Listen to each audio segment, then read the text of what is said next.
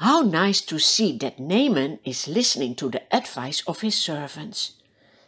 They want their master to obey the words of the prophet Elisha. Do you remember his words? Naaman has to go to the river Jordan to dip himself 7 times in the water, and then he will be healed. Will he listen to his servants? Yes, he does. He goes to the river Jordan. He goes into the water and dips once, then twice. Nothing changes. He dips a 3rd and 4th time, but still his skin is full of leprosy. Will he give up? He dips again and counts 5, and another time 6. He looks at his skin.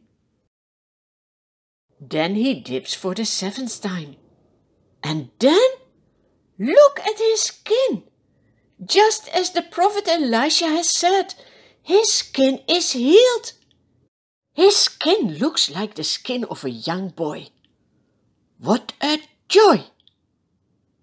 Do you see, when you obey the words of the Lord, things will always happen in the way that he has said. Naaman is so thankful. Together with his servants, he goes back to the house of the prophet. When he sees Elisha, he says, "Now I know there is no God in the whole world except in Israel." Yes, that is what Naaman had to learn. There is only one true God, and that is what we also need to learn. Now Naaman says, "Please accept a gift from me." Elisha replies, "As surely as the Lord lives, whom I serve, I will not accept a thing." Even though Naaman urges him, he refuses. Then Naaman promises Elisha he will only worship the Lord God in future. Elisha says, "Go in peace." Full of joy, Naaman and his servants are starting the trip back home.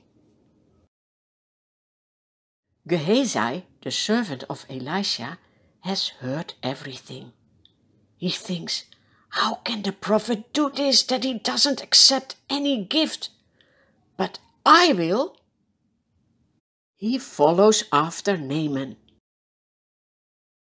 When Naaman sees Gehazi running behind him, he stops his chariot. He asks him, "Is everything well?" "Yes," replies Gehazi, "everything is well. But Elisha the prophet has sent me to say, 2 young prophets have arrived.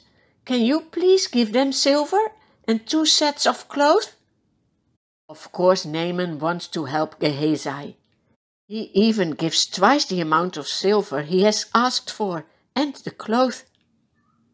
Then he orders 2 servants to carry everything for Gehazi. When they are almost there where Elisha lives, Gehazi says to the 2 servants, "You can give everything to me now. Thank you for your help. You can go back." And then Gehazi hides everything in a house. Then he goes back to the prophet. Elisha asks, "Where have you been, Gehazi?" "Nowhere," Gehazi replies. That is a lie. Do you see that sin often follows sin? This is not the first lie from Gehazi. He did it before, and it all started when he wanted to have things that were not for him.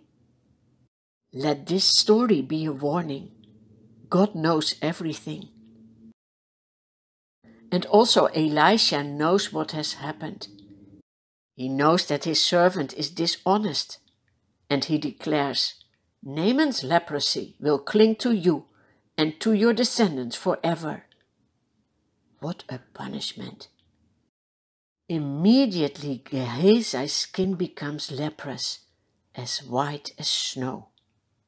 Yes, God punishes sin, but he also promises When you ask for forgiveness, He will cleanse you. And then your inside will be clean, white as snow.